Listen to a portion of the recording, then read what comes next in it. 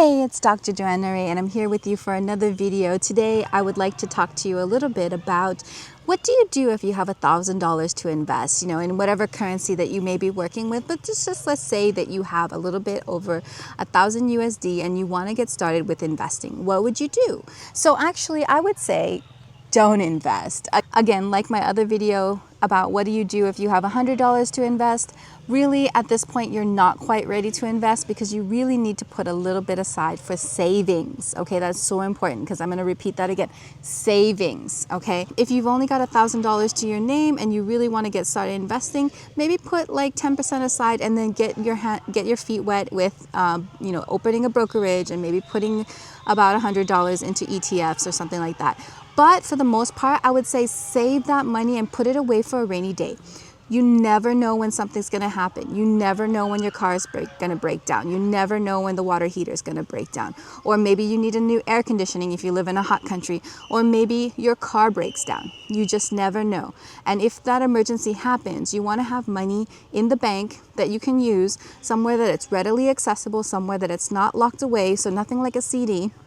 And definitely have it so that it's difficult enough to get to that you're not encouraged to spend it or tempted to spend it, and have it put away so that when you need it, it's there. It can be a rainy day fund, it could be an emergency fund, however you like to call it.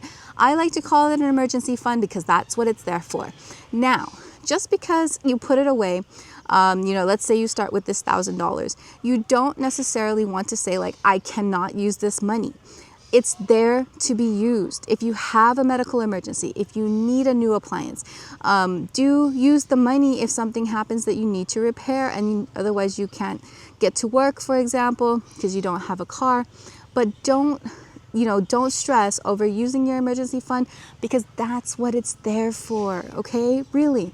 So this happened recently to my mom. She had an eye surgery and she had to pay the cost of the surgery up front, and I said, Mom, I've got the money, just use the money first. We have to use this money for your surgery because your eyesight is more important than saving a few bucks here and there.